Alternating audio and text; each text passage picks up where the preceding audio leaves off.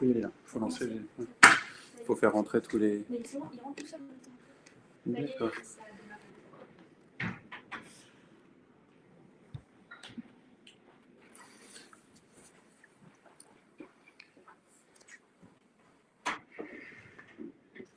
Bon, bah écoutez, bonjour à tous. Logiquement, on vient d'ouvrir la séance, donc les différents participants à notre webinaire doivent être en train de nous rejoindre. Vous êtes prêts? C'est parti comme ça? C'est normal que j'entende plus?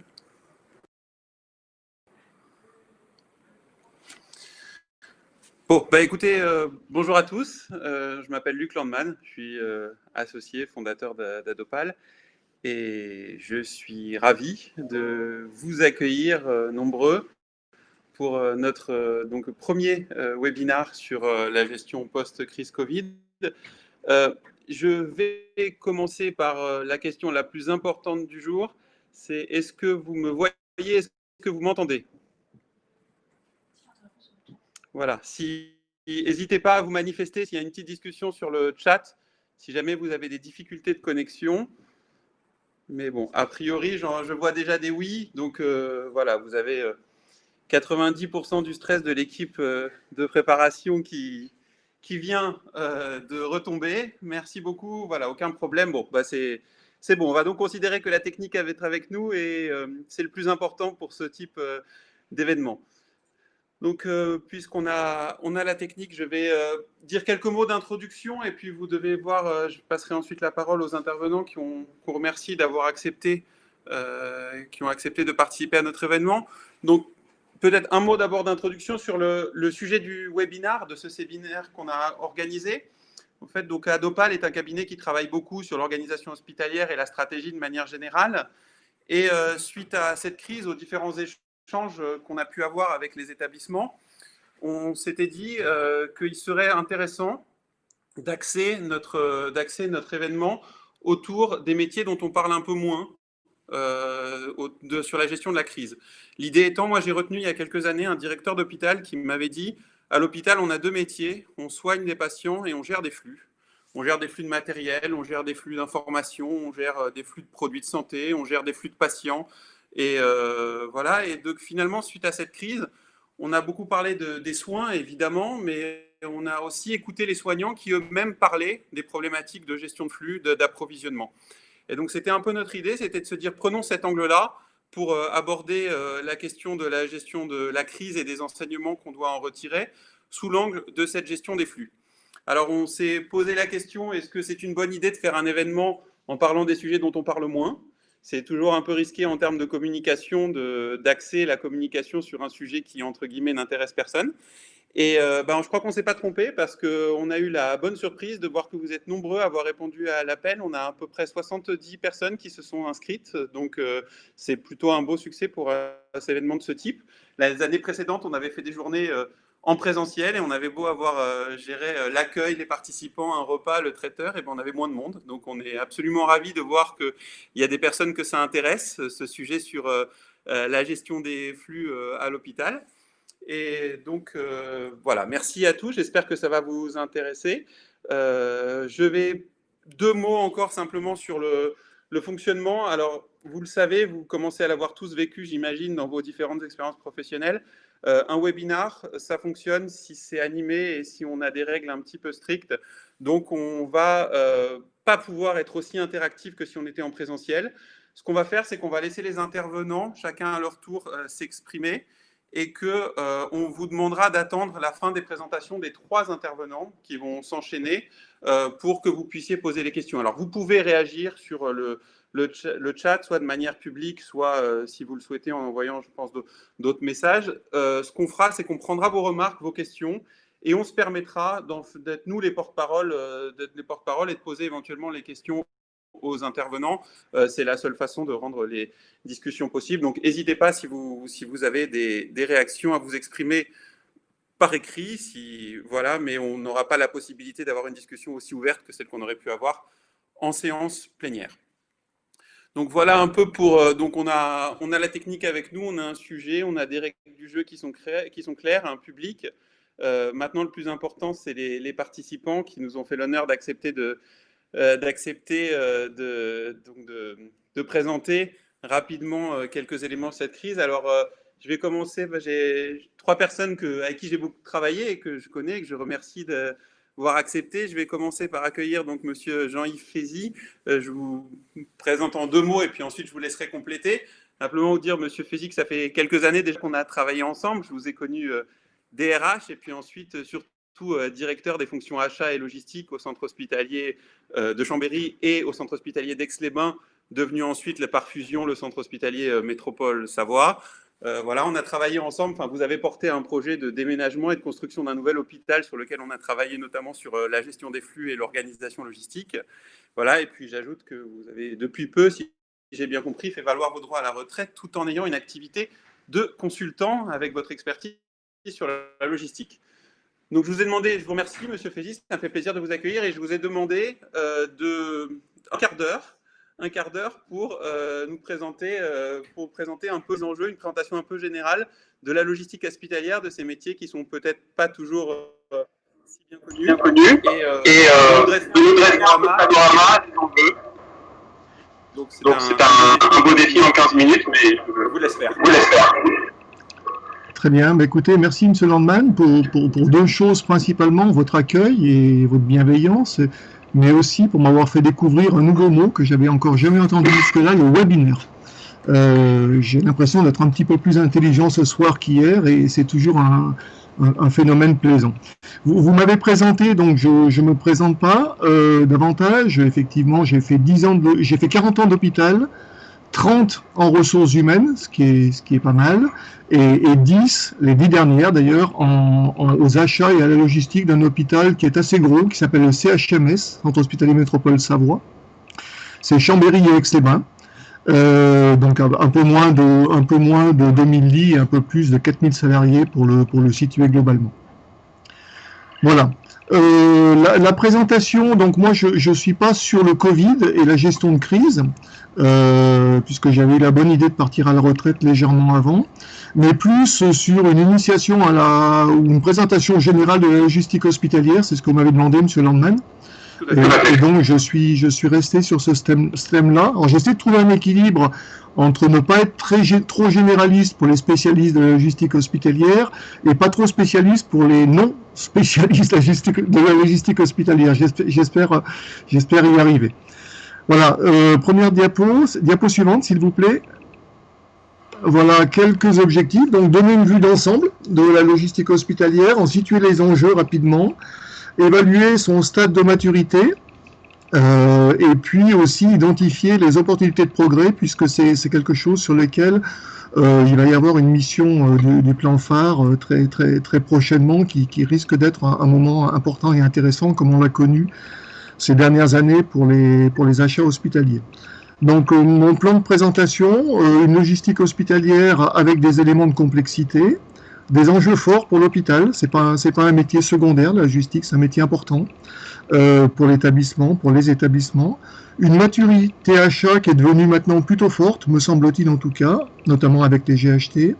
Une maturité approvisionnement qui est très inégale, mais souvent quand même globalement un peu plus faible, mais avec cette opportunité-là assez importante d'amélioration dans les mois et années à venir. Et puis un périmètre logistique qui n'est pas limité à l'achat et à l'approvisionnement, mais qui peut vraiment s'étendre dans le milieu hospitalier, tant, comme vous l'avez dit, M. Landman, les flux sont importants, nombreux et complexes. Diapo suivante, s'il vous plaît. Voilà, alors, une toute petite définition, un peu rigolote, c'est le deuxième point de la logistique hospitalière. Donc, fournir le bon produit, quel que soit le produit, pharmaceutique ou pas, au bon moment, au bon endroit, je rajouterais même en bonne quantité, pour le bon service et le bon patient, au bon prix, et le tout parfaitement tracé. Voilà en quelques phrases simples comment on pourrait peut-être résumer la logistique hospitalière. Diapo suivante. Voilà, donc qu'est-ce qui fait quels sont les éléments de complexité de la logistique et de l'organisation hospitalière? Alors, Peut-être que Amazon ou l'industrie aéronautique ne trouverait peut-être pas aussi complexe que ça, mais quand même, on a quand même des éléments un peu particuliers. D'abord, de nombreux établissements. Il y en a, je vous rappelle qu'il y a 1100 établissements publics, avec des tailles extrêmement variables, des problématiques extrêmement variables. Beaucoup d'unités de soins à gérer au sein d'un même établissement, qui sont les unités clientes de la logistique. Donc, ça peut aller de 5, 10 unités jusqu'à 400 ou 500 pour les plus grosses structures. Une particularité, me semble-t-il, de la logistique, c'est des services approvisionneurs qui sont divers, qui sont multiples, avec beaucoup de décideurs, des directeurs, des ingénieurs logistiques, des pharmaciens, des ingénieurs restauration, et qui n'ont pas une vue forcément monolithique, harmonieuse, identique de la logistique. Et du coup, du point de vue de l'unité cliente, ça peut être perçu comme des procédures multiples, pas harmonisées, souvent complexes et souvent lourdes. Ça peut être l'œil du soignant sur l'organisation logistique de l'hôpital. On l'entend en tout cas régulièrement. Diapo suivante.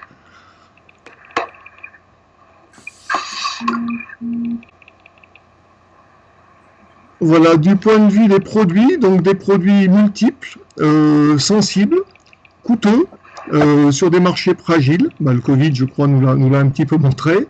Voilà, si on prend 2-3 éléments pour pas perdre trop de temps, en pharmacie, en produits pharmaceutiques, sur le secteur médicaments, souvent plus de 1500 à 2000 références. Sur les DM, dispositifs médicaux, souvent plus de 1000 références. Un budget pharmaceutique qui est de l'ordre de 20% d'un budget hospitalier, ce qui est gros. Une sensibilité des produits pharmaceutiques, bien entendu. Si on est en rupture sur un produit de soins, ça peut être gênant non seulement pour la qualité de soins, mais aussi pour la sécurité du patient. Et puis des marchés fragiles, on l'a vu avec les masques, on l'a vu avec les solutions hydroalcooliques, mais on l'entend aussi régulièrement de la part des pharmaciens, avec des ruptures en cours d'année quand même assez fréquentes, alors liées à des productions délocalisées, mais aussi à toute une série de raisons. Voilà, et aussi des besoins qui peuvent être irréguliers, notamment pour les masques ou les produits liés aux saisonnalités d'épidémie, des demandes qui peuvent être très variables. J'ai essayé de faire un petit schéma très simple de l'approvisionnement hospitalier. Donc dans une unité de soins, c'est la ligne du dessus, qui est l'unité cliente, le client final. Il y a souvent des infirmeries qui commandent à leurs fournisseurs internes, la pharmacie, des produits pharmaceutiques, des médicaments, dispositifs médicaux, solutés. Souvent un local droguerie, avec des produits en stock, qui commandent au magasin un certain nombre de produits. L'ensemble de ces fournisseurs internes, magasins, pharmacies, commandant eux-mêmes chez les vrais fournisseurs externes de ces produits. Des produits hors stock, dans ce cas-là, souvent ça passe au niveau de la direction des achats. Mais il y a aussi des offices alimentaires avec des livraisons de repas, mais aussi des livraisons de denrées, d'épiceries qu'on commande à la cuisine centrale, qui elle-même s'approvisionne au niveau de ses fournisseurs. Des produits de linge, on a des lingeries propres, sales dans les unités, qui commandent à la blanchisserie, quel qu'en soit le statut, privé, externalisé, interhospitalière ou interne à l'hôpital, qui elle-même achète du linge chez ses fournisseurs. L'infirmerie dans l'unité de soins qui aussi commande prescrit et commande des analyses ou des commandes de produits dans ses laboratoires, dans son service biomédical. Et puis simplement les patients qui bougent, qui peuvent aller en radio avec des transports internes qui sont commandés par l'unité, ou qui peuvent aller dans un autre hôpital, faire un examen de radio ou d'autres examens avec des transporteurs souvent externes. Voilà, donc c'est un schéma très simplifié, il y a plein d'autres flux bien entendu à l'hôpital, mais on voit déjà qu'il y a une bonne densité de complexité quand même dans l'organisation et dans la structure hospitalière. Diapo suivante.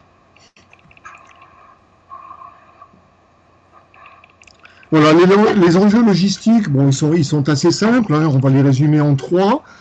Forcément, la logistique influe sur la qualité, voire sur la sécurité des soins aux patients. D'abord par la qualité des produits livrés, par leur quantité aussi livrée, et puis par les conséquences lourdes que peuvent avoir des ruptures de produits, soit en pharmacie, soit même sur des équipements de protection, comme on l'a vu pour le Covid avec les masques et le gel. Deuxième impact et enjeu, les conditions de travail du personnel. C'est vrai que lorsqu'on travaille sans matériel de protection ou avec un matériel de protection insuffisant, ça peut être lourd de conséquences en termes de santé du personnel. Et puis, sur le plan des conditions de travail, la logistique, c'est quand même quelque chose qui est assez partagé. Il n'y a pas que les logisticiens qui font de la logistique à l'hôpital, les soignants y participent pour beaucoup. C'est pourtant pas leur métier, c'est pourtant pas leur cœur de métier.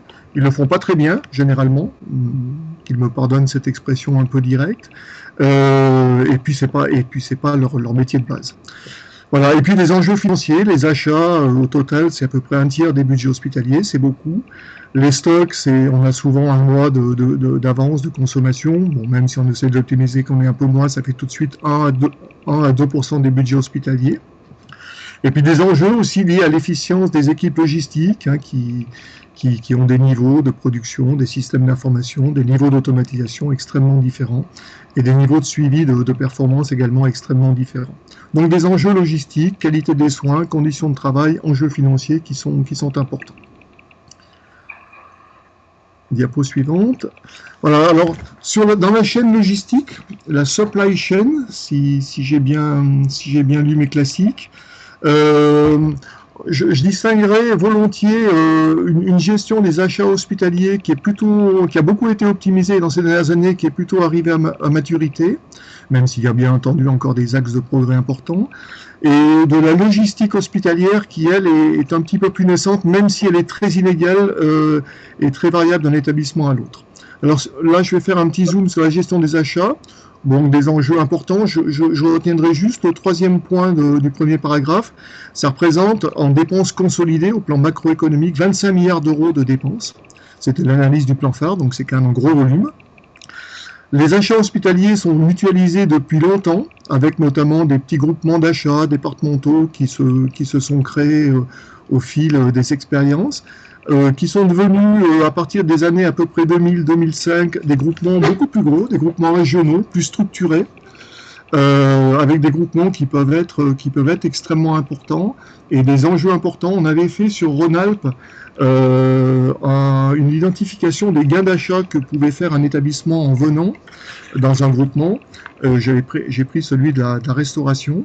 Les gros établissements, donc qui avaient déjà un gros volume de consommation à eux seuls, faisaient un gain d'achat avec le groupement de l'ordre de 10% de leur chiffre d'affaires, ce qui est déjà gros. Et pour les petites structures, éloignées parfois des grosses infrastructures de transport, on allait jusqu'à des gains de 25-30%. Donc c'est vraiment considérable, alors qu'adhérer à un groupement, c'est payer une cotisation de 0,25% du CA. Donc on est vite sur des gains d'achat extrêmement importants. Et bon, les groupements régionaux sont inégaux, bien sûr, d'une région à l'autre, mais sont aujourd'hui quand même plutôt existants et plutôt bien structurés. Les trois groupements nationaux que j'ai rappelés, l'UniAchat, RESA et l'UGAP. Et j'avais lu un chiffre, et peut-être mérite-t-il une petite actualisation, mais pratiquement les 2/3 des achats des établissements sont aujourd'hui mutualisés, c'est-à-dire passent par un groupement national ou régional, ce qui est déjà une performance importante et un état des lieux important. Voilà, le premier point, donc la mutualisation, qui est déjà largement engagée. Depuis 2011, sur les achats, on a un ambitieux programme national d'optimisation qui s'appelle phare, programme hospitalier pour des achats responsables. Ça date de presque 10 ans. L'idée, c'est vraiment de professionnaliser la fonction achat qui ne l'était pas toujours dans les anciens services économiques. C'était des agents administratifs qui étaient arrivés aux achats, je ne sais pas par hasard, mais en tout cas au fil de la carrière et pour lesquels ils n'avaient pas de spécialisation et de compétences vraiment particulières, avec donc dans le cadre de la professionnalisation de phare, trois idées: la nomination d'un responsable achat unique sur les établissements, la professionnalisation des services achats, notamment le recrutement d'acheteurs compétents, c'est-à-dire confirmés en formation et si possible en expérience, et puis la mise en place de plans d'action achat dans les établissements. Ça avait été doublé par des groupes de travail assez intéressants pour le partage des bonnes pratiques, dans le cadre d'une déclinaison du plan phare qu'on appelait Armen, avec beaucoup d'hospitaliers mobilisés, plus de 400, beaucoup de bonnes pratiques sur les différents segments d'achat identifiés. Je crois qu'il y avait eu 450 bonnes pratiques identifiées, ce qui est beaucoup. Et puis des documents qui sont très aisément accessibles, puisqu'on les retrouve sur Internet. Voilà. phare, c'était aussi une dynamique de réseau et d'échange entre les groupements régionaux. Donc les groupements d'achat ont aussi progressé, puis ont bien échangé, voire parfois ont fusionné, se sont regroupés. Et puis, puisque peut-être le résultat est-il aussi important, des objectifs de gains qui ont été identifiés puis qui ont été réalisés, avec souvent des gains de 1, 2, 3% par an. Au niveau de la consolidation nationale, ça faisait de l'ordre de 750 millions de gains annuels, ce qui était relativement important. Et puis des remontées à faire, donc une certaine forme de contrôle, en tout cas de remontée d'informations au niveau des ARS par les établissements. Ça, c'était le deuxième acte, donc après les groupements, le programme phare. Et puis le troisième niveau, diapo suivante s'il vous plaît, le troisième niveau d'optimisation sur les achats, c'est un axe politique important, c'est-à-dire la centralisation de la fonction achat sur l'établissement support de GHT, qui date de 2 ans, de 3 ans, avec le fait que les établissements membres ne peuvent plus acheter, et seul l'établissement support du GHT pilote et réalise les achats. Avec, alors j'en ai fait un petit bilan, forcément un peu jeune, mais quand même prometteur. Il y a forcément eu des difficultés de lancement, des résistances, puisque c'était quand même un pavé dans le pouvoir des établissements, c'est toujours délicat à gérer, mais quand même l'opportunité de professionnaliser la fonction achat, de se payer, si je puis dire, des acheteurs et des compétences, là où on n'aurait pas pu les avoir dans des établissements petits ou moyens avec des potentiels budgétaires limités. Et donc le renforcement aussi du volume d'achat et donc du poids des établissements au niveau d'un GHT par rapport aux fournisseurs. Voilà.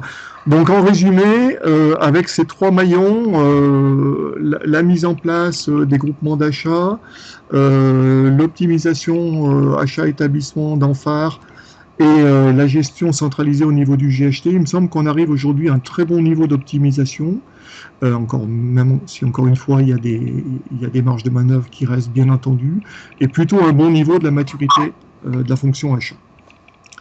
Diapo suivante s'il vous plaît. Il n'en est pas tout à fait de même, me semble-t-il, dans la maturité de la fonction approvisionnement.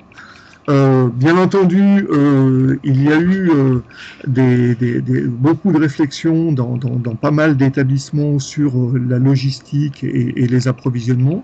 Alors au gré de différentes thématiques, hein, ça pouvait être les plans de retour à l'équilibre, les réflexions sur le circuit des médicaments, la création de plateformes logistiques ou la reconstruction d'hôpitaux, ça a été notre cas. On a modernisé notre projet logistique à l'occasion d'une reconstruction hospitalière. Voilà, donc des débuts de réflexion. On ne découvre pas la logistique hospitalière aujourd'hui avec le Covid, heureusement. Pour autant, diapo suivante s'il vous plaît, il me paraît y avoir plutôt une bonne maturité de façon générale, hein, bien entendu, sur les grosses structures, CHU, gros hôpitaux, avec une fonction logistique qui est souvent reconnue, professionnalisée. Qu'est-ce que ça veut dire professionnaliser? Ça veut dire qu'il y a souvent un projet logistique, c'est-à-dire une feuille de route pour améliorer la logistique sur les 3-4 prochaines années. Souvent un responsable logistique qui est à la fois souvent un opérationnel, qui gère une plateforme d'approvisionnement, mais qui aussi conseille de plus en plus sur tout type de flux, donc dont la compétence est exploitée bien au-delà de la plateforme. Une logistique qui est souvent organisée dans les unités de soins, qui est quand même le point majeur, me semble-t-il, d'amélioration de la performance de la logistique à l'hôpital, avec souvent le système plein vide, des commandes sur le logiciel de gestion des approvisionnements, avec des bons catalogues produits unifiés, des logistiques d'étage qui de plus en plus se sont montées enfin quand je dis d'étage, c'est des logistiques de service, pour recentrer les soignants sur leur cœur de métier et les décharger des tâches logistiques. Et puis des plateformes d'approvisionnement souvent structurées avec un vrai système d'information WMS, des systèmes de picking souvent optimisés avec des cadences fixées, et puis des automatisations aussi de la préparation de commandes, qui ont beaucoup été mises en place notamment en pharmacie avec des robots de dispensation globale ou quelques robots de dispensation nominative. Diapo suivante. Voilà, toujours sur les hôpitaux de grosse taille et sur les bonnes pratiques logistiques, souvent des systèmes de transport centralisés, multiproduits, ce qu'on appelle le cross-docking, ne pas livrer à 15 heures ou à 14 heures la pharmacie en médecine 1 et puis un quart d'heure après les produits de magasin dans le même médecine 1. Donc d'essayer de synchroniser les cadencements des logistiques, que ce soit pharmacie, magasin, produits hors stock, produits en stock. Parfois des systèmes de transport automatisés, des fameuses tortues, qui sont faits surtout à l'occasion de reconstruction hospitalière, et puis des systèmes automatisés d'optomatique pour les commandes de laboratoire, voire pour des rajouts de médicaments. Des bonnes pratiques aussi pour les commandes de hors stock par la direction des achats, souvent associées à des budgets de service. Alors soit de façon ponctuelle, comme les fournitures de bureau et de papeterie qui sont livrées souvent directement dans les unités par un certain nombre de fournisseurs, mais ça peut être le cas aussi pour des athèses, pour des prothèses orthopédiques, soit de façon plus globale via des portails de commandes directement chez les fournisseurs, via un portail unifié dont l'un est proposé par une IHA. De la traçabilité de la livraison des produits, on sait ce qu'on a livré, dans quel rôle, quel produit, à quel service, à quelle heure, et des systèmes qualité avec des procédures harmonisées, des indicateurs, des analyses, des plans d'amélioration. Voilà, ça c'est les bonnes pratiques, mais elles contrastent avec encore, me semble-t-il, y compris chez nous d'ailleurs, de nombreux hôpitaux de taille plus petite ou moyenne qui n'ont pas vraiment de fonction logistique structurée. Alors, ça donne quoi? Pas vraiment de projet logistique, pas de responsable logistique, un responsable de magasin qui est là depuis longtemps, des personnels soignants qui gèrent leur stock, tout, la commande, le rangement, parfois le transport, avec les risques qui sont associés à ce type d'organisation, des surstocks, des ruptures, des déplacements fréquents, multiples, vers le magasin pour des urgences, et puis du temps logistique. On compte que dans ce type de structure, 10 à 15%, voire 20% du temps soignant est utilisé dans des tâches logistiques, ce qui est pas mal. Des services centraux d'approvisionnement qui sont parfois peu efficients, avec un picking qui n'est pas optimisé, des cadences qui sont souvent faibles, beaucoup d'interruptions de tâches qui n'améliorent pas les cadences, des rangements de stock qui sont parfois un petit peu historiques, des commandes aux fournisseurs avec parfois des systèmes un peu vétus, pas d'aide à la commande, puis une commande à partir d'un visuel magasin. Diapo suivante. Bien entendu, il y a beaucoup de petits et moyens hôpitaux qui ont des logistiques formidables. J'essaie de donner une tendance un peu générale. Monsieur Landman, qui voyage beaucoup, ne me contredira pas. Enfin, je ne pense pas sur ce point-là. Diapo suivante. Ouais, c'est...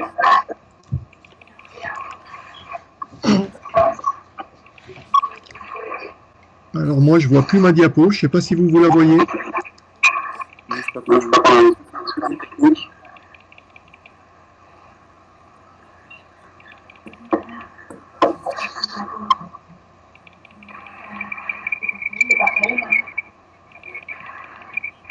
Ça va venir. Oh non, je vous en prie. Je vais peut-être poursuivre en attendant que ça vienne.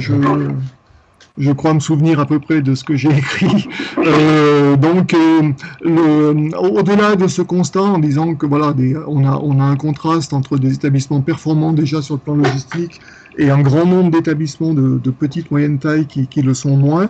Le projet en cours, donc dans le cadre du plan phare, qui fixe de nouvelles orientations pour la période, je crois, 2018-2021 ou 2022.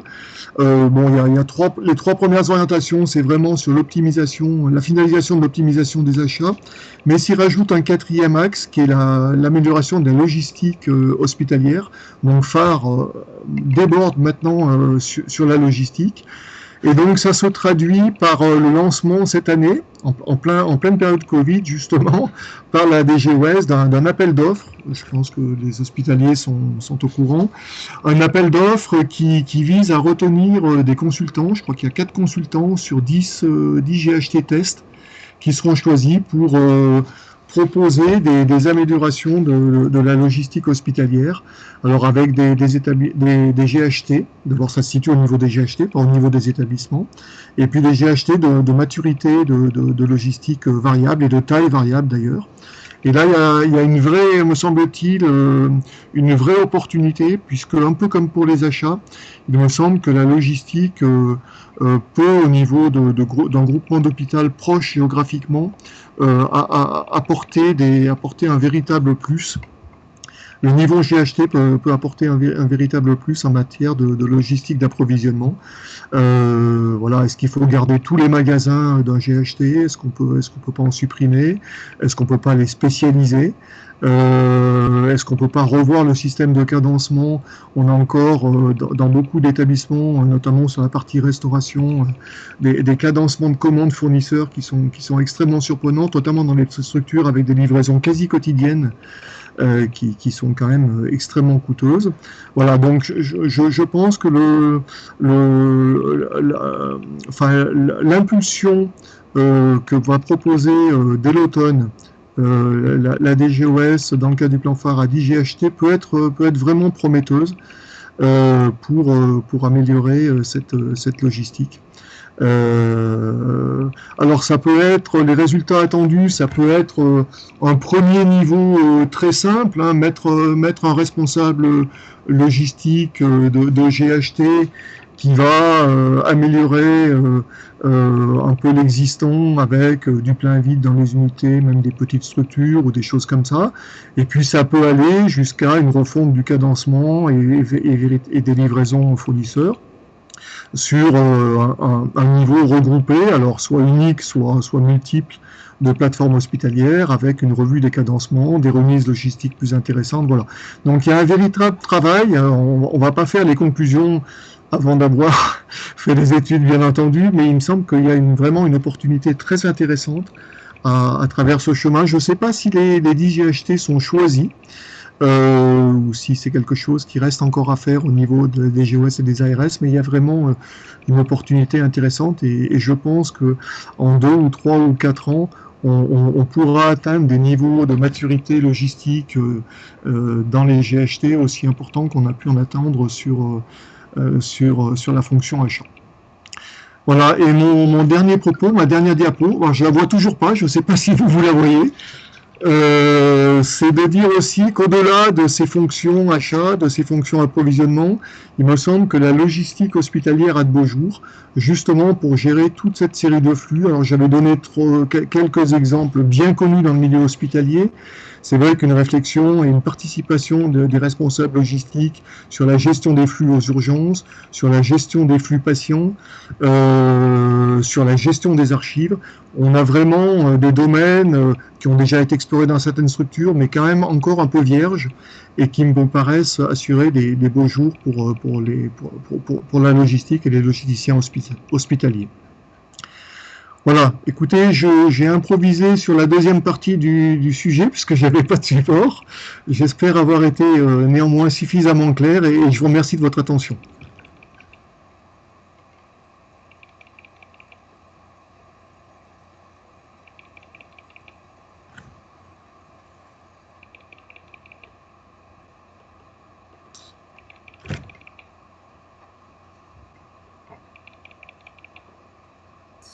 Oui, et du coup, là, vous m'entendez, donc merci beaucoup, Monsieur Fézy, désolé pour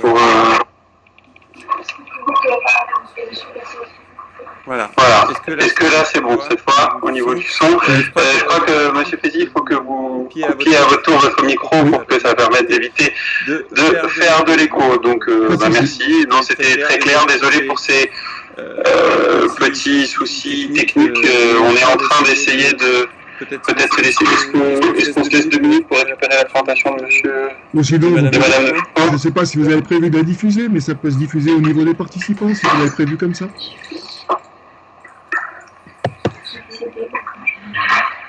Est-ce que peut-être pendant que ça se fait, j'avais dit qu'on prendrait les questions à la fin, mais j'ai quand même des questions dans la discussion qui m'ont paru intéressantes. Je vais peut-être me permettre de vous l'adresser, Monsieur Fézy. Notamment, on me demande sur les prestations d'externalisation complète de la logistique publique ou privée. Est-ce que vous avez un avis sur cette idée-là, c'est-à-dire qu'on ne commande plus forcément un produit, mais une prestation dont l'engagement serait que le produit serait présent en permanence dans l'unité de soins, comme ça peut se faire dans d'autres industries automobiles, dans d'autres pays. Est-ce que c'est une idée sur laquelle vous avez une réaction? Alors, d'abord, je ne connais pas de logistique organisée comme ça à l'hôpital. Mais ça ne veut pas dire pour autant que c'est pas intéressant. Ça mérite, je pense, d'être étudié. Moi, je le rattache volontiers aux externalisations logistiques que l'on a. Vous m'entendez? Vous m'entendez? Oui, on vous entend. Ah bon, je rattache peut-être donc sur l'idée des approvisionnements externalisés, j'ai pas vraiment de repères, mais je pense que ça sera une question qu'on devra se poser dans les études GHT liées enfin en liaison avec la DGOS. Bon, de façon un peu plus large, je vais élargir un peu votre question. La question de la sous-traitance en logistique au sens large hospitalier n'est pas une question nouvelle. Est-ce qu'on sous-traite le ménage? Est-ce qu'on sous-traite la fonction linge? Est-ce qu'on sous-traite la restauration? Moi, l'idée que je m'en suis fait au fil de mon expérience, c'est qu'il n'y a pas de recette. Il y a des hôpitaux qui n'arrivent pas à gérer en interne leur logistique et qu'il vaut mieux l'externaliser parce qu'on n'y arrive pas. Et puis il y a des hôpitaux qui ont de très bonnes organisations internes et qui peuvent tout à fait gérer en interne leur logistique à des coûts très compétitifs. Ce qui est important, lorsqu'on la gère en interne en tout cas, c'est toujours de se benchmarker par rapport à l'efficacité de la sous-traitance. Moi j'ai gardé par exemple au CHMS une fonction ménage internalisée. On s'était posé la question, mais on l'a gardé avec des repères d'effectifs et de coûts de sous-traitance et à condition d'être dans les clous financiers de la sous-traitance. Voilà. Comment je peux essayer de répondre à votre question, Monsieur Landman?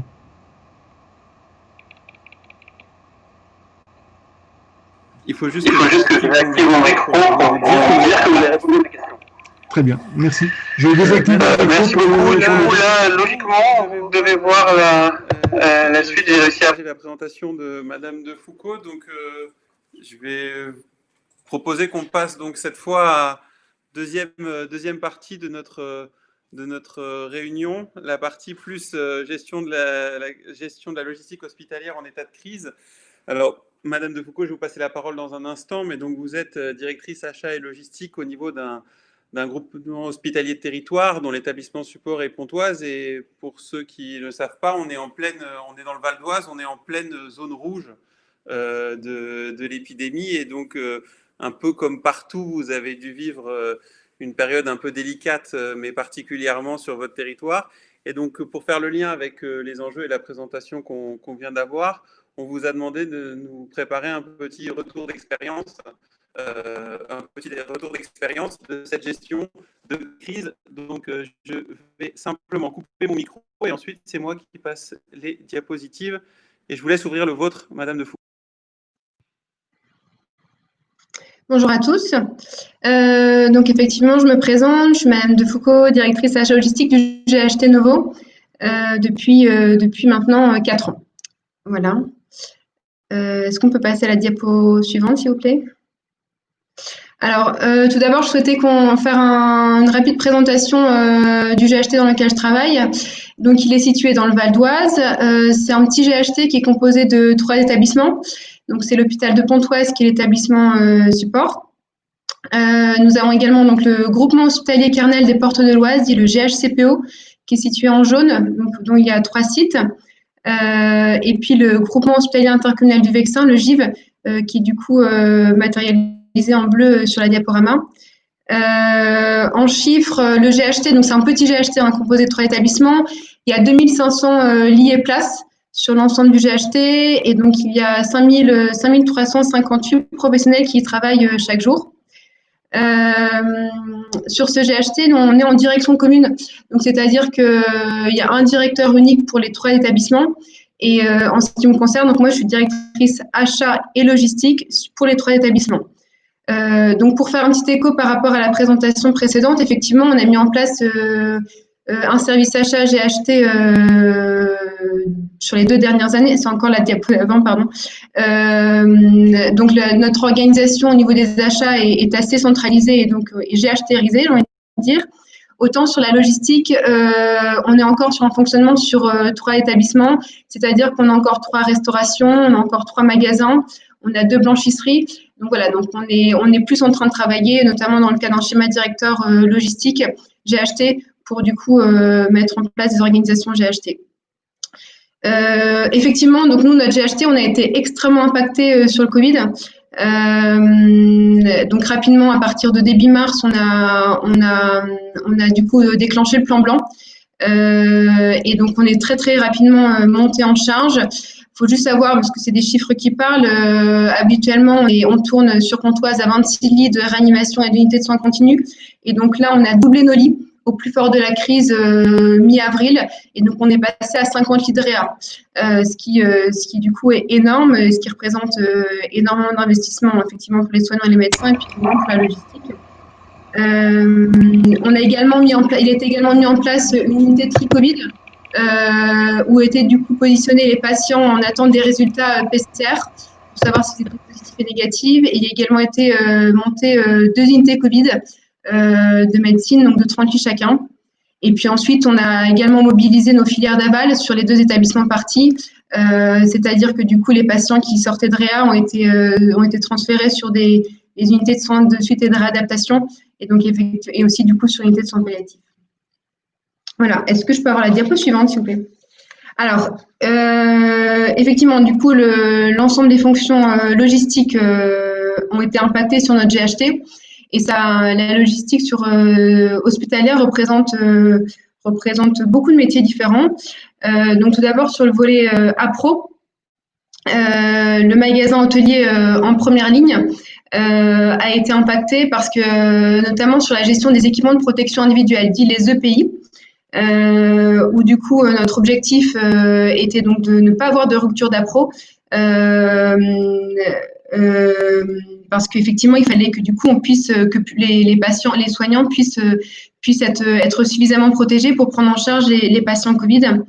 Tout ça dans un contexte d'augmentation de ces EPI et puis également dans un contexte de pénurie que je vous expliquerai du coup par la suite. Donc, à titre d'exemple, les EPI, ça représente donc principalement les masques. Donc, ce sont les masques, les blouses, les gants, les lunettes et les charlottes. Donc, en termes de masques, à titre d'exemple, on a consommé là, en mars, avril et mai 530 000 masques en 3 mois, ce qui représente une augmentation énorme. C'est plus 600% d'augmentation de la consommation normale par rapport à l'année dernière. Pour les blouses, on a consommé environ 100 000 blouses sur 3 mois, soit l'équivalent de plus de 3000% d'augmentation de la consommation normale. Et au plus fort de la crise, notamment sur l'hôpital de Pontoise, on consommait, les soignants ont utilisé 2000 par jour, ce qui est énorme. Le magasin des consommables biomèdes a également été impacté, notamment par rapport au doublement des lits de réa, où du coup, effectivement, les consommables biomédicaux ont aussi du coup fortement augmenté. Pareil pour les médicaments, qui est géré par la pharmacien, mais il y a également du coup une consommation de médicaments qui a augmenté. Idem pour les gels hydroalcooliques, où du coup, on a eu beaucoup de références qui ont augmenté. Au niveau du transport logistique et sanitaire, donc c'est également des fonctions qui ont été impactées. Sur les transports logistiques, en fait, la difficulté, c'est que on nous a demandé de mettre en place des flux et des circuits logistiques très rapidement en urgence. Et donc voilà, mettre en place des nouveaux circuits logistiques, il a fallu mettre en place très rapidement. Également des déménagements qu'on a dû gérer en support des services de soins. Et sur le volet du coup transport sanitaire, on a la chance d'avoir donc les transports sanitaires, ce sont les ambulances, et donc on a la chance d'avoir nous une équipe, 3 équipages sanitaires sur le GHT, et donc ils ont effectivement été mobilisés pour le transport de patients Covid. Il a fallu également gérer en externe parce qu'on faisait appel également en complément à des sociétés de transport externes. Donc, il a fallu également gérer ces transports, ces sociétés de transport et notamment leur fournir tout ce qui était équipement de protection individuelle. Au niveau de la blanchisserie, on a 2 blanchisseries sur le GHT, 2 petites blanchisseries. Et donc, sur Pontoise, c'est externalisé à la BIH, la blanchisserie interhospitalière. Donc, ces 2 blanchisseries, elles ont été impactées, notamment vis-à-vis des vêtements de travail, où la rotation, en fait, a fortement augmenté. Donc, il a fallu, il y a une surcharge de travail. Et puis également, à partir de mi-avril, En fait, on a utilisé en fait ces deux blanchisseries sur notre GHT pour mettre en place sur les deux plus petits établissements, donc le GIV et le GHCPO, des blouses textiles. Parce que par rapport à vis-à-vis de la pénurie qu'on rencontrait sur les blouses à usage unique, on a concentré à partir c'était au niveau du week-end de Pâques, on a concentré en fait les blouses à usage unique sur l'hôpital de Pontoise et l'établissement support. Et donc on a utilisé ces deux blanchisseries pour mettre en place des blouses textiles réutilisables auprès des établissements partis. Ça, voilà. Donc voilà sur la blanchisserie, sur la restauration et l'hôtellerie. La restauration a été moins impactée, mais bon, il a fallu qu'elle assure néanmoins tout pendant ces 3 mois. Mais elle a surtout, en fait, en lien avec le service diététique, mis en place des menus adaptés pour les patients Covid, type purée, enfin voilà, pour favoriser la déglutition. Donc c'est principalement ce qu'a fait notre restauration. On a également le bio-nettoyage qui a été impacté, c'est-à-dire que les protocoles de bio-nettoyage ont dû être adaptés face au Covid. Donc ça a été travaillé avec l'équipe d'hygiène. Et puis également un point qui est important, c'est que notre gestion des déchets, en lien avec le prestataire, a fortement augmenté. Ce sont les DASRI, les déchets assimilés à soins à risque infectieux. Et donc dedans est compris notamment tous les équipements de protection individuelle. Et donc, on a multiplié par 2 notre tonnage de DASRI sur 3 mois par rapport à l'année dernière. On a traité près de 75 tonnes pendant 3 mois, ce qui est énorme. Donc, il a fallu effectivement qu'on travaille aussi avec notre prestataire pour organiser des collectes en plus, plusieurs fois par semaine pour que du coup les déchets soient évacués convenablement des services de soins. Est-ce que je peux avoir la diapo suivante, s'il vous plaît? Alors, en termes de mobilisation de ces fonctions support logistique, donc il y a plusieurs points que je souhaitais souligner. Tout d'abord, on a donc face à l'augmentation des consommations d'équipements de protection individuelle dans un contexte de pénurie, parce qu'on avait beaucoup de fournisseurs qui ne nous répondaient plus, on a du coup dû faire preuve d'adaptabilité et d'innovation. Donc, on a mis en place plusieurs systèmes ou organisations. Tout d'abord, assez rapidement, début mars, on a fait appel aux dons via les réseaux sociaux. On a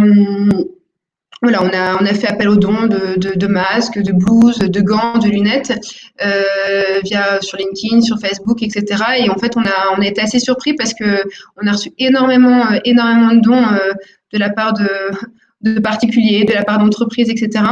Et en fait, ça nous a globalement permis quand même au début de la crise de pouvoir gérer et du coup approvisionner les services de soins. À titre d'exemple, on a compté globalement, on a reçu 120 000 masques de dons et 20 000 blouses, en sachant que les blouses c'était vraiment l'équipement de protection le plus critique. Et courant avril, il y a un collectif de couturières qui nous a contactés, qui donc c'était créé courant cette crise, et en fait on a travaillé avec eux pour qu'elles puissent nous confectionner des blouses à usage unique. Donc on a travaillé sur un prototype, et donc ce collectif nous a permis aussi de tenir et de continuer à pouvoir avoir des blouses. Donc ça a duré ça a commencé à partir du début avril, donc jusque début juin. Cet appel aux dons, on a été très contents, c'était très bien, et ça effectivement nous a permis de tenir. Néanmoins, ce qu'on a mis en place assez rapidement, et ça je pense que ça nous a permis d'être bien organisés, c'est qu'en fait on a mis en place un circuit de gestion des dons. C'est-à-dire que c'est le service communication du GHT qui prenait contact avec, ou plutôt les entreprises ou les particuliers qui prenaient contact avec le service de communication, qui validait le don, parce qu'on a eu des choses des dons qui ne convenaient pas. Et ensuite, une fois que le don était validé, c'était la logistique, et donc on a du coup identifié un référent logistique en charge des dons qui du coup prenait le relais faisait valider le don par l'équipe d'hygiène et puis également organiser la récupération de ce don donc via le transport logistique. On a également eu beaucoup de solidarité entre les établissements. Bon, ça, c'est peut-être un peu plus anecdotique, mais on a eu un groupe WhatsApp qui a été créé avec tous les directeurs ou responsables achats et logistique d'Île-de-France puis de France. Et ça nous a permis, notamment en Île-de-France, de pouvoir s'entraider et notamment de pouvoir échanger sur des pratiques. Bon, nous, on n'a pas eu le droit, mais il y a plusieurs établissements notamment qui ont créé des ateliers de confection de blouses parce que face à la pénurie des blouses, il fallait bien du coup faire innover. Donc voilà, on a pu aussi du coup s'entraider et échanger via ce groupe WhatsApp. Effectivement, c'était rassurant et ça a permis de pas se sentir tout seul. Et puis le dernier point, c'est que voilà, donc ce que je vous disais, c'est qu'assez rapidement nos fournisseurs habituels avec qui on était en marché ne nous répondaient pas soit ne nous répondaient pas, ou soit n'honoraient pas les commandes qui étaient demandées, ou voilà, nos livraisons étaient contingentées, avec des livraisons aussi allongées, donc beaucoup d'incertitudes. Donc on a dû développer du coup un sourcing fournisseur, que ça soit au niveau national, au niveau international, en dehors de nos marchés classiques. Et donc là, on a mobilisé nos acheteurs GHT, qui se sont délocalisés au niveau des magasins pour démarcher d'autres fournisseurs. Donc ils ont repris du coup toute la fonction commande toute la fonction commande des EPI et donc aussi pour trouver des solutions de substitution en lien avec l'équipe d'hygiène. À titre d'exemple, par exemple, au début de la crise, en fait, c'était les blouses, en fait, c'était des blouses imperméables qu'on fournissait auprès des patients, auprès des soignants. Et assez rapidement, on a eu des ruptures de la part des fournisseurs. Donc, on a travaillé avec certains fournisseurs et puis également en lien, bien sûr, avec notre équipe d'hygiène pour trouver des méthodes de substitution. Par exemple, on est passé sur des blouses perméables, mais avec un tablier imperméable, des manchettes imperméables. Et puis voilà, donc ça permettait du coup de trouver des méthodes de substitution, également en lien avec l'hygiène. Donc là, c'est peut-être, je passe au second point, mais on a également travaillé pour limiter la consommation des équipements de protection, c'est-à-dire que on a beaucoup échangé, on a eu la chance de beaucoup échanger avec l'équipe d'hygiène. Il faut savoir que l'équipe d'hygiène, pour tous les équipements de protection qu'on distribuait auprès des services étaient validés en amont par l'équipe d'hygiène, parce qu'on s'est retrouvé avec des équipements qui n'étaient pas forcément ceux que les soignants avaient l'habitude d'utiliser, donc il était important qu'ils puissent être validés. Et donc on a travaillé avec eux pour aussi adapter les protocoles. À titre d'exemple, on a essayé de limiter en fait les allées et venues dans les chambres pour aussi du coup limiter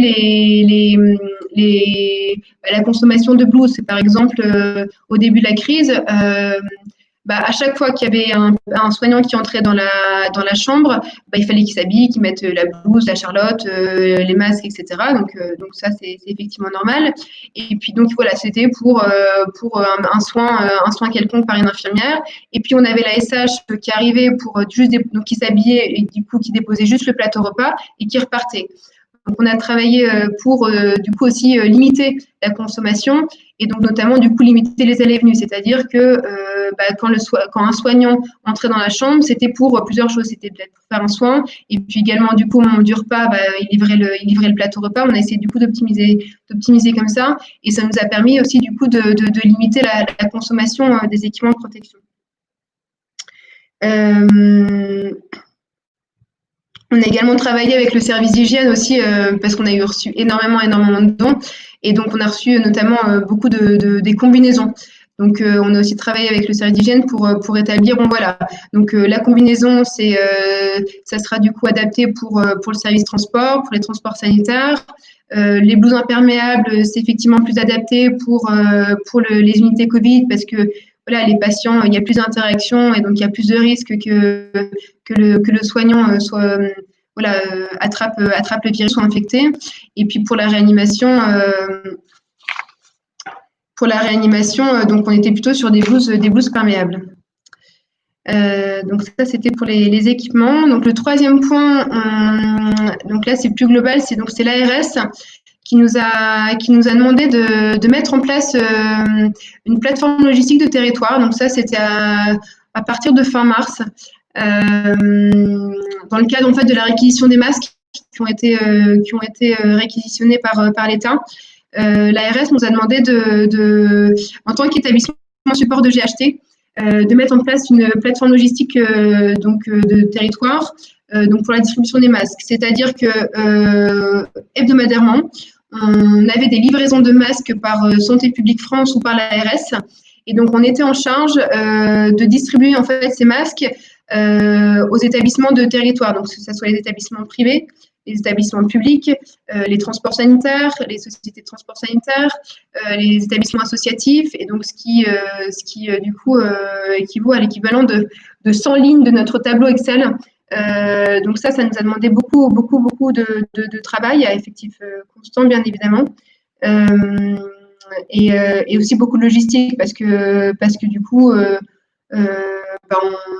on n'était pas maître des livraisons, on avait les informations au dernier moment, donc ça a aussi entraîné quelques difficultés.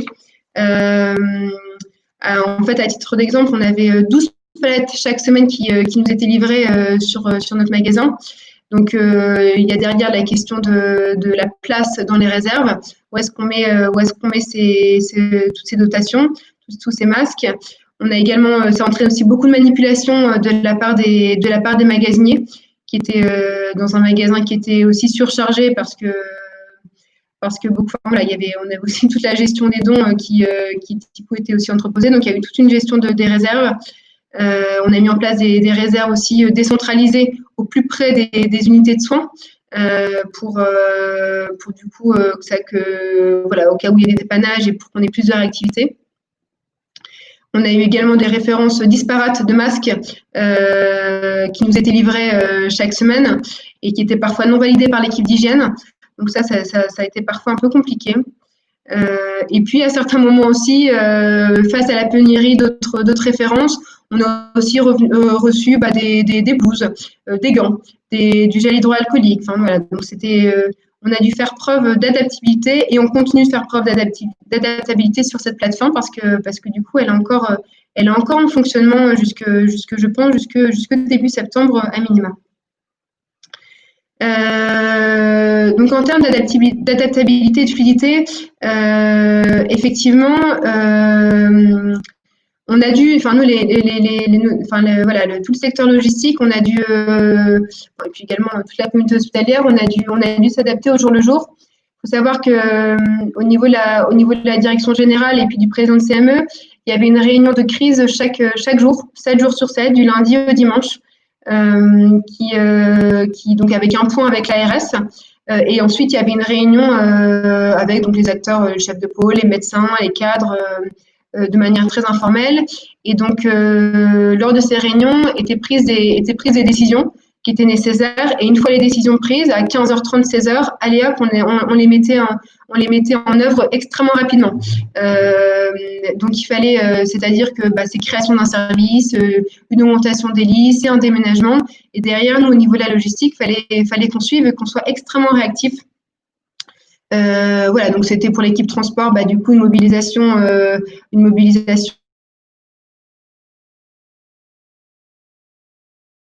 des dotations d'équipements de protection à créer, des logiciels adaptés. Donc voilà, tout ça, il fallait le faire extrêmement rapidement et ça demandait beaucoup de mobilisation de la part des équipes.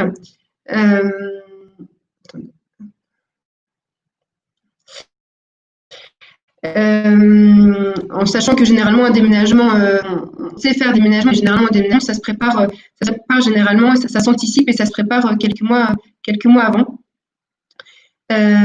Toute cette mobilisation de cette logistique, ça a également demandé du personnel en plus. On a eu beaucoup de l'entraide et beaucoup des agents que ça soit du coup des cadres de santé ou même au niveau des techniques ou au niveau de l'administratif qui avaient moins d'activités et donc moins de choses à faire qui se sont proposés pour nous aider et donc venir en renfort au niveau notamment du magasin.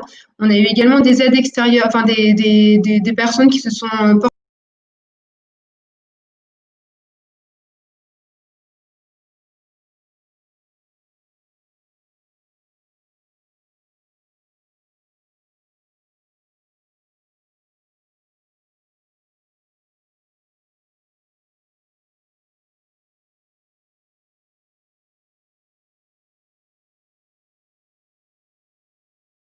restreintes et 7 jours sur 7.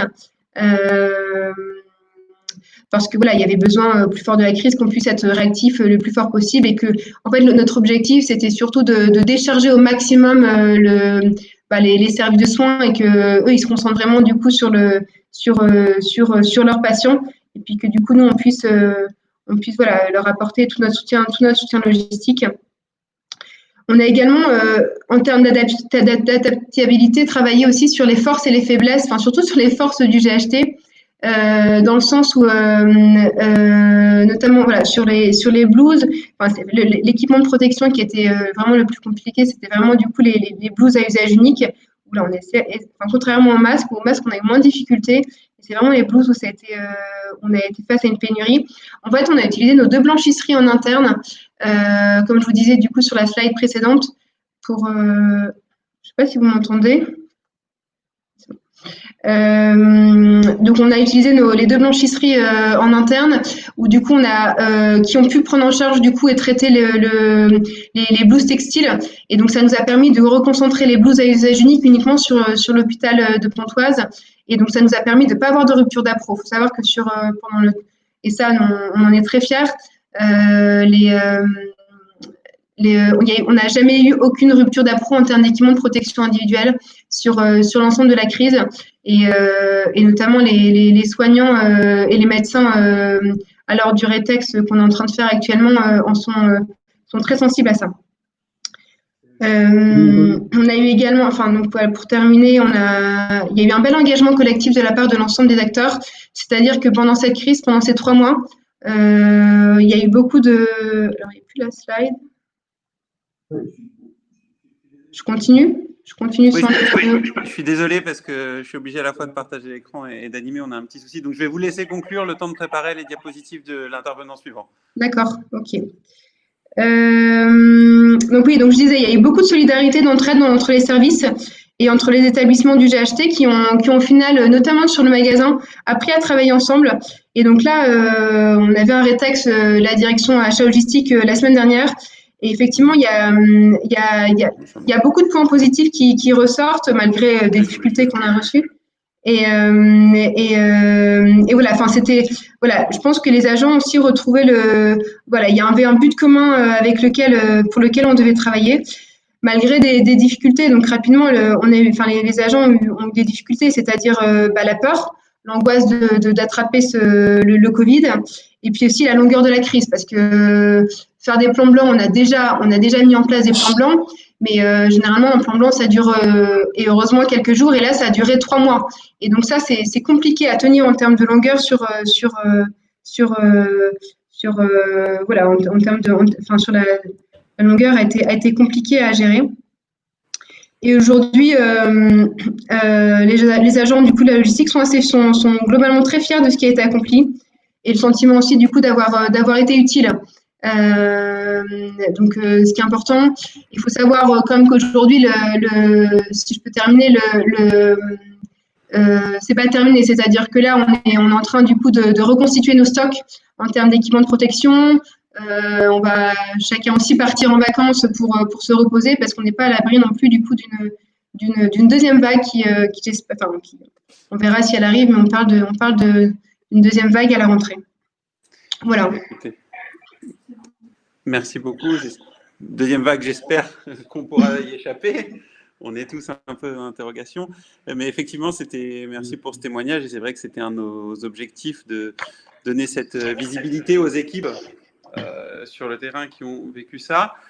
Pour qu'on ait quand même un peu de temps pour les échanges, je vais demander à Jérôme, qui est rompu à l'exercice, d'être le plus succinct possible tout en ayant le temps de présenter tout ce qu'on souhaitait. Donc Jérôme Michelot, qui est donc directeur marketing santé hôpitaux cliniques chez Sodexo. En fait, notre idée, c'était de terminer avec une vision non pas cette fois hospitalière, mais d'un acteur majeur de la logistique hospitalière, mais plutôt dans une logique de partenariat, sachant que Jérôme a été également consultant dans une autre vie, donc il connaît bien le secteur hospitalier, et donc avec à la fois comment c'était vécu côté Sodexo, et je crois aussi la possibilité de faire des petits points de retour d'expérience sur d'autres expériences internationales.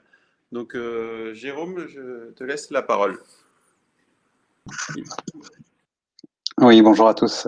Merci Luc, merci pour l'invitation, en effet, pour pouvoir donner un éclairage complémentaire et un retour d'expérience vu de notre fenêtre de prestataire de services en hôpitaux. Et effectivement, le Sodexo Santé se focalise et a aujourd'hui 250 établissements de santé français, court séjour, partenaires et clients auprès de qui on a été durant toute cette crise et auprès de qui on continue évidemment à être. Juste pour vous donner un aperçu de pourquoi cette crise-là, chez Sodexo Santé, ça a été extraordinaire, comme ça l'est pour tout le monde, extraordinaire au sens vraiment totalement inédit et sortant parfaitement de l'ordinaire. C'est que aujourd'hui, Sodexo Santé est implanté dans un grand nombre de pays, plus de 38 pays, mais on est particulièrement présent sur les zones qui ont été les zones qui successivement ont été les plus touchées et les épicentres successifs de l'épidémie, commençant par l'Asie et notamment la Chine, puis l'Europe, vers l'Amérique du Nord et l'Amérique du Sud. Et maintenant, on apprend aujourd'hui que l'Inde est un des nouveaux épicentres également, et on est également présent dans ces régions-là. Donc, on a eu une exposition, et on a toujours une exposition globale à l'épidémie Covid, qui, du coup, a vraiment été un immense défi pour à la fois nos hôpitaux partenaires et les équipes Sodexo qui travaillent au quotidien, les près de 3000 établissements. Donc, cette couverture-là, géographique, elle a été en exacte cohérence avec les épicentres, et ça depuis le début de la crise, ce qui nous a aussi permis du coup de pouvoir bénéficier de retours d'expérience, puisque un de nos très gros établissements en Chine se situe précisément à Wuhan, d'où est partie malheureusement cette épidémie. Donc, ce qui nous a permis, nous, de nous positionner auprès des établissements auprès de qui on agit et on sert tous les jours, c'est avec 3 grandes dimensions. C'est de pouvoir protéger les équipes, de pouvoir adapter rapidement nos opérations et de pouvoir ajuster et innover dans les services qu'on va délivrer. Protéger nos équipes, j'allais dire grâce, mais malheureusement, notre présence en Chine auprès des hôpitaux chinois au cœur de l'épidémie nous a permis très tôt que le groupe Sodexo et les équipes santé dans le monde entier prennent la mesure de ce qui est en train de se passer et des enjeux en termes justement de gestion de flux, de préparation, d'anticipation. Et ainsi, dès le 22 janvier, l'ensemble de nos sites clients et l'ensemble de nos équipes sur site ont été sollicités pour mettre à jour et vérifier tous les plans de continuité d'activité, diffuser dès cette fin janvier, un guide opérationnel des services en période Covid, et puis la mise en place de points comme je l'entendais auprès de l'intervention précédente, de points de situation quotidiens. Nous, notre COMEX et les directions régionales se réunissaient pour des points extrêmement rapides, de manière quotidienne, afin de suivre en temps réel et puis de pouvoir ajuster et répondre le plus vite possible. Et puis quand on a passé la période de confinement et qu'on était au milieu du confinement, à partir dès mi-avril, a été commencé à anticiper aussi la période post-confinement et le début de la reprise, afin toujours de protéger les équipes. Et quand je dis les équipes, c'est nos équipes, mais les équipes également des établissements pour lesquels on travaille. L'enjeu, et c'est ce qu'on a évoqué dans les 2 précédentes interventions, ça a été d'adapter nos opérations. Aujourd'hui, nous, on est partenaire et pas fournisseur. C'est vraiment on va fournir un service. On va être un partenaire qui va délivrer un service, dans la plupart des cas, de bout en bout. Et ainsi, il a fallu adapter nos prestations de restauration, on l'évoquait tout à l'heure, de revoir des plans de menu, d'assurer la maîtrise des approvisionnements pour éviter les ruptures, de s'assurer que les protocoles de préparation, de distribution ou de retrait effectivement des plateaux repas ou des repas étaient bien conformes aux préconisations en matière de gestion de l'épidémie, mais également aussi de pouvoir en amont exploiter toutes nos capacités de la chaîne d'approvisionnement mondiale que peut avoir Sodexo, justement pour venir, avant que le problème n'arrive dans nos établissements et dans les établissements partenaires, qu'on puisse anticiper, et notamment avec nos capacités, la possibilité d'avoir nos acheteurs directement dans les pays concernés, notamment la Chine, pour tout ce qui est masques, blouses, mais aussi sur d'autres marchés que sont tout ce qui est produits de nettoyage, de désinfection, d'hygiène qui est extrêmement tendu. Donc, ça a été de revoir l'ensemble de nos opérations sur les sites, mais également d'un point de vue fonction support global, pour que cette chaîne-là, il y ait le moins de ruptures possible et qu'on soit le plus en capacité d'adapter. Ça a été vrai, si tu veux bien passer la slide suivante, en particulier sur évidemment les équipements de protection individuels, où là, littéralement, nos équipes d'acheteurs sont allées en Chine, aux aéroports, s'assurer que les cargaisons partaient. On a vécu ce que beaucoup ont vécu avec des stocks réquisitionnés quand ils arrivaient en France, réquisitionnés avant de partir de Chine. Voilà, mais ça a été aussi la force d'être un groupe à cette échelle-là, de pouvoir sécuriser et de mettre en place un système de commande extrêmement simplifié. C'était vrai sur les produits chimiques et ça a été vrai sur la restauration. On est assez fiers, nous, de se dire qu'on a été auprès de nos hôpitaux clients dans le monde, mais en particulier en France. On n'a eu aucune défaillance majeure dans nos chaînes d'approvisionnement. Aujourd'hui, il n'y a pas de patients qui n'ont pas eu à manger, il n'y a pas de chambres qui n'ont pas été nettoyées du fait d'un manque de produits. Nous avons également suppléé parfois à de la fourniture en blouse ou en masque, parce que ce sont des produits qu'on a classiquement dans le cadre de nos opérations. Donc ça a été difficile. Nos équipes et les équipes hospitalières en ont bavé, vraiment. Enfin, il faut leur tirer notre chapeau, que ce soit d'ailleurs privé, public, interne, externe. Ça a été extrêmement dense et difficile. Mais ça, voilà, c'est aujourd'hui le fait d'avoir des processus qui étaient extrêmement maîtrisés, des plans de continuité d'activité qui étaient à jour, qui étaient connus et qui étaient prêts à l'emploi, qui nous ont permis de pouvoir nous adapter rapidement dans les opérations. Et puis, le dernier pilier d'action, ça a été, en tant que prestataire et partenaire, de pouvoir ajuster et innover sur nos services pour pouvoir avoir des capacités et une certaine agilité très rapidement en plein cœur de la crise pour adapter, pour proposer des nouvelles choses, pour pallier les contraintes qui apparaissaient du fait du Covid. Et si tu veux bien passer sur la slide avec la grille, voilà, j'en illustre là quelques-uns. Au-delà des services qu'on a fait et qu'on continue à faire, de repas, de bio-nettoyage, de maîtrise du risque infectieux, on a développé rapidement des solutions alors soit parfois avec des gouvernements commanditaires, c'est le cas par exemple en Grande-Bretagne, où le NHS et le département de la santé britannique nous a sollicité pour mettre en œuvre et déployer les centres de dépistage en drive sur les parkings des hôpitaux du NHS, ou pour ouvrir des hôpitaux temporaires comme ceux qu'on a pu voir, le Nightingale Hospital à Londres. Donc ces hôpitaux temporaires dont une grande partie des flux logistiques de l'organisation du montage et du démontage ont été assurés en partenariat avec Sodexo Santé en Grande-Bretagne par exemple. Donc tout ce qui est hôpitaux temporaires ou des montées en capacité qu'on a pu mettre en œuvre.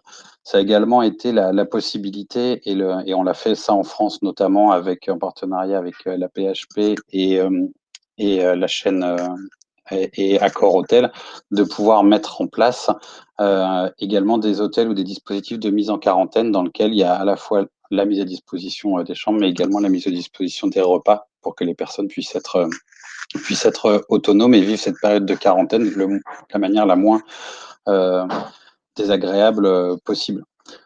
C'est des choses qu'on a également fait ça aux États-Unis ou au Royaume-Uni, et ce sont des choses qui vraiment se sont mis en place dans des délais que les temps normaux ne nous autorisent pas, mais où là on a été extrêmement réactifs du fait des acteurs, hein, des autorités, des établissements de santé publics et privés, mais également de tout un ensemble de partenaires privés et d'entreprises qui ont su se mobiliser pour des objectifs extrêmement précis, court terme, et focalisés sur comment est-ce qu'on peut lutter au mieux et passer au mieux ce cap-là. On a également évidemment développé tout, notamment autour de la restauration, mais tout un ensemble de services complémentaires, soit de click and collect, soit de mise à disposition de solutions de restauration complémentaires, soit de courses essentielles. En plein cœur de la crise, on oublie, ça paraît être une éternité, mais souvenez-vous de l'époque pas si lointaine, il y a un mois ou deux, où on faisait la queue au supermarché, où on ne trouvait pas de papier toilette dans le supermarché du coin, etc. L'enjeu, ça a été de pouvoir proposer au personnel, notamment soignant dans les établissements, une fois qu'ils ont terminé leur longue journée, très longue et très chargée, de ne pas forcément avoir à aller faire la queue au supermarché, quand bien même ils étaient prioritaires dans les queues. Donc de pouvoir aussi fournir, par exemple, de l'épicerie essentielle ou des fournitures essentielles. Donc c'est tout un tas de petits services aussi qui ont été mis en œuvre de manière très ponctuelle, parfois très localisée, et d'autres fois beaucoup plus large. Et puis, un autre élément qui est important, on a mentionné les dons tout à l'heure, ça a été un des éléments extraordinaires de cette crise. Là aussi, cette générosité, cette solidarité, mais ça a entraîné des problématiques, et vous l'évoquiez juste avant dans la précision de ce que vous aviez mis en place, c'est que ça nécessite derrière de pouvoir le gérer, cette solidarité et cette générosité. Et dans certains cas, ça a été à un tel niveau qu'il a vraiment fallu venir mettre justement de la prestation d'organisation, de la prestation logistique, du suivi, de la traçabilité, de la qualité, parce que tout don que ce soit, derrière, quand on est prestataire, notamment de restauration, il faut s'assurer que un minimum la chaîne du froid, la traçabilité, la réchauffe, etc., le stockage, tous ces aspects-là respectent un minimum de réglementation qui ne nous permettent pas que la solution mise en place soit pire que le mal qu'on souhaite combattre. Donc, notamment en France, avec la PHP, on a mis en place, avec les partenaires associatifs qui travaillaient, on a déporté, nous, des gestionnaires de stock, des managers qui ont géré, en fait, à la fois le stockage, la réception, et la distribution de ces dons-là, afin d'avoir des process qui soient le plus sécurisés possible, et qui permettent à tout le monde et à ceux qui devaient en bénéficier de pouvoir en profiter de la meilleure manière qui soit, avec le moins de pertes possible. C'est des choses qui sont extrêmement bien passées également dans des pays comme l'Espagne ou la Chine, tel que vous le voyez sur ces solutions-là. Donc, c'est aussi ça, et Luc, on peut passer à la slide de conclusion si tu veux. Je l'illustrais à travers un certain nombre d'éléments dans l'ensemble des géographies, mais moi, je voudrais juste conclure en disant que c'est vraiment une crise qui permet, ça boucle avec ce qui était dit au tout début, de venir valoriser ce que sont les services de logistique hospitalière. Et pas uniquement les fournisseurs qui contribuent à un moment donné, mais c'est vraiment l'ensemble de cette première, qu'on a appelée première ligne ou deuxième ligne invisible, mais qui sont là et qui traitent tous les flux qui ne sont pas du stricto sensu du soin, mais sans lesquels le soin ne serait pas possible ou pas possible dans des conditions dignes du système de santé qui est le nôtre, ou de pays développé dans lequel nous sommes. Et ça a vraiment été quelque chose d'extrêmement fort, puisque ça a mis en avant le fait que c'est un métier, ça ne s'improvise pas, ça ne s'invente pas, ça se suit, ça se prépare, ça s'anticipe. Et c'est tout ça qui fait que justement après on peut être réactif, rapide, inventif, créatif, sous contrainte, comme ça l'a été pendant les mois qu'on vient de vivre. Et puis l'autre élément, effectivement, et c'était ton introduction, Luc, à mon propos, mais c'est véritablement ce qui a fait la force systématiquement avec les hôpitaux avec qui on travaille, c'est qu'on s'est vraiment mis dans une démarche partenariale. Et le but n'était pas vraiment d'être dans une démarche client-fournisseur, mais d'être dans partager un objectif en commun. Le but, quand on dit qu'il fallait protéger les personnes, c'était ça notre objectif. Là-dedans, ça voulait dire trouver des masques, trouver des blouses, les distribuer, avoir le bon niveau de sécurité, etc. Mais on a partagé le même objectif parce que nous aussi, on a nos équipes sur le site qui vivent avec les équipes hospitalières. Et donc, on avait ces intérêts communs, et ces intérêts communs faisaient que c'était, dans le cadre de la mise en place de solutions, beaucoup plus facile d'avancer rapidement et intelligemment qu'effectivement avoir des prestations qui seraient uniquement de type fourniture de biens et derrière laisser chacun se débrouiller avec son périmètre de responsabilité. Donc nous, dans l'ensemble des géographies, c'est vraiment ça qui est aujourd'hui notre marque de fabrique, c'est nous, on n'est pas des fournisseurs de denrées alimentaires ou de produits de nettoyage ou de containers pour faire du traitement des déchets. c'est un service qui est proposé et on est intégré dans les circuits de management, dans les zones de décision et avec les parties prenantes. Et c'est ça qui a fait aujourd'hui que malgré la difficulté de cette épidémie et de tout ce qui n'est pas terminé encore, on a réussi à construire et à assurer en fin de compte la continuité, ce qui était essentiel pour nous dans la relation qu'on a avec les établissements.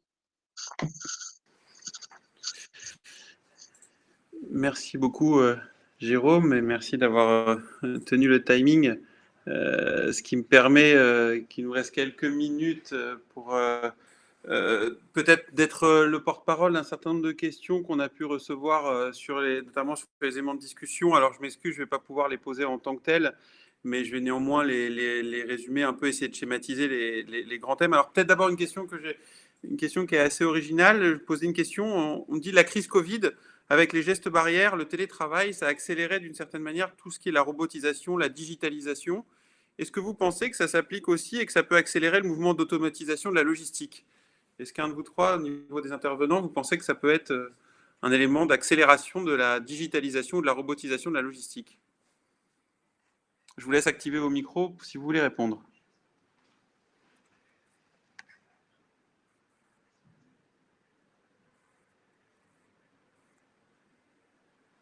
Je peux dire un mot pour lancer.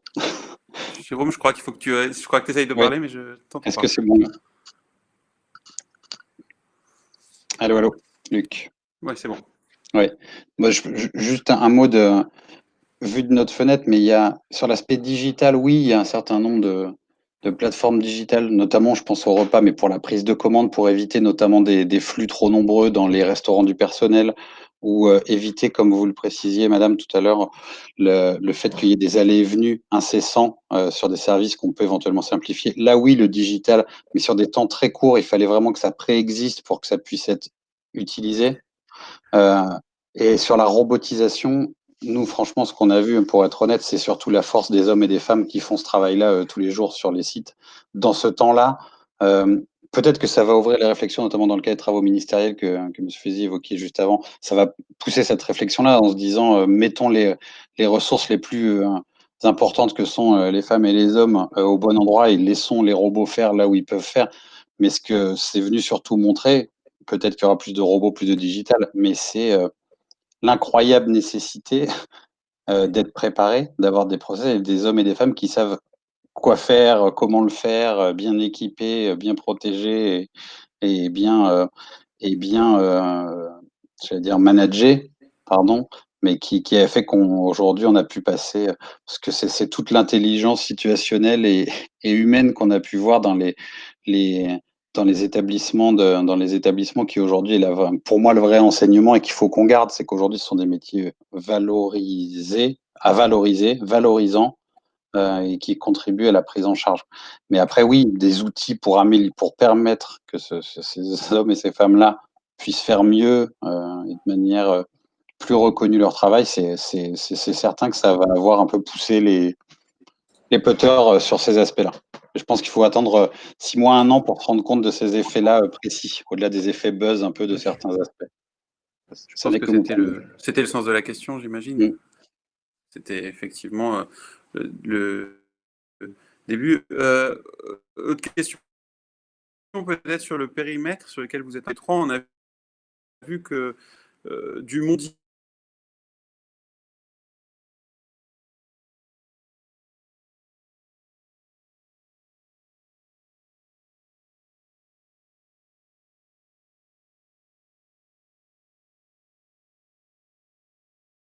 est-ce qu'il faut tout gérer au niveau de plateforme de territoire? Est-ce qu'il faut gérer au niveau de la région?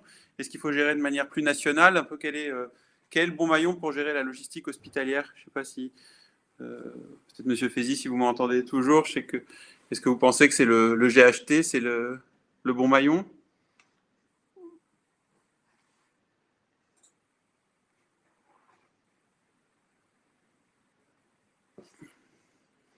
Vous m'entendez toujours? Jérôme, tu m'entends? Monsieur Fézy, vous m'entendez?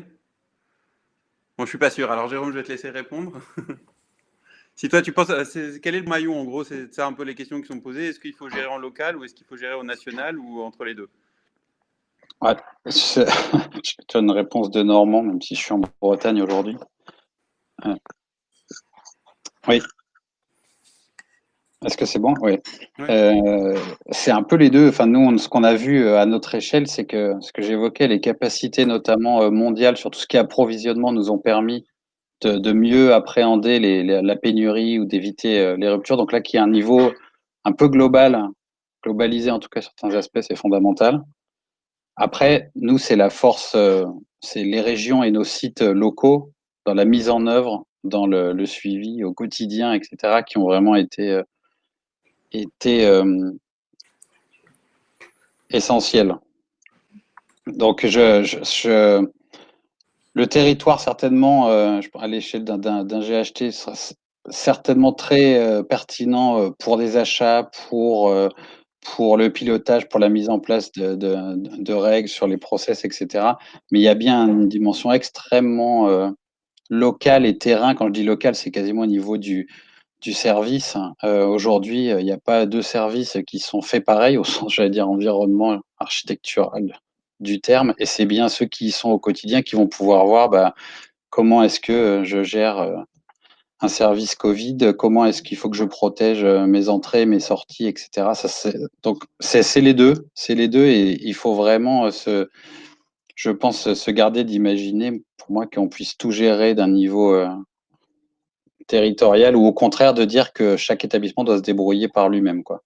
Et vraiment sur ces deux niveaux-là. L'articulation, pour moi, la communication et les systèmes, les échanges d'informations entre les différents niveaux, c'est certainement plus ça qui est essentiel et que chacun fasse bien fasse bien son travail, que chacun communique bien les uns avec les autres. Ok. Bon, écoutez, il est bientôt 19h. Je crois qu'en plus, la technique n'est pas complètement avec nous parce qu'on a perdu certains des intervenants en cours. Donc, je suis désolé, j'ai noté quelques questions, mais je vous rappelle qu'on a prévu de faire cette séquence de webinaire en 3 fois. Donc, notamment demain, à même horaire, on est sur les thématiques plus propres aux pharmacies à usage intérieur. Donc, on va parler beaucoup des médicaments, des masques et donc les questions qui ont été, des blouses, les questions qui ont été posées. J'espère que vous y trouverez les réponses demain. Moi, juste comme ça, en synthèse, j'ai le sentiment que ça montre à la fois, enfin, vos 3 expériences montrent à la fois à quel point il y avait de la marge d'amélioration et il y avait des choses qui n'avaient pas pu être préparées et des enseignements à tirer. Et en même temps, à quel point les gens se sont adaptés et ont trouvé des solutions sur le terrain. Donc, je pense que c'est grosso modo les grands enseignements, nous, qu'on croit voir de cette crise, c'est on s'est adapté, on a géré, on s'est mobilisé. Je crois que ça a été mis sur un des commentaires, ou une grande intelligence situationnelle et au bon moment. Et puis en même temps, cette folle énergie, elle est aussi là parce que peut-être la crise a révélé des failles et des faiblesses, en tout cas des enjeux d'amélioration, et que pour l'hôpital de demain, il faut peut-être qu'on en tire des enseignements et qu'on professionnalise un peu toutes ces fonctions, tous ces métiers, comme ça a été dit. Écoutez, je vais remercier, j'espère qu'ils m'entendent encore, je vais vraiment remercier beaucoup nos 3 intervenants, tous ceux qui ont participé et qui ont pu s'exprimer. Voilà, et puis je vous donne rendez-vous pour ceux qui le souhaitent demain sur le sujet des pharmacies hospitalières et mercredi sur la gestion des flux patients. Merci à tous et bonne fin de journée.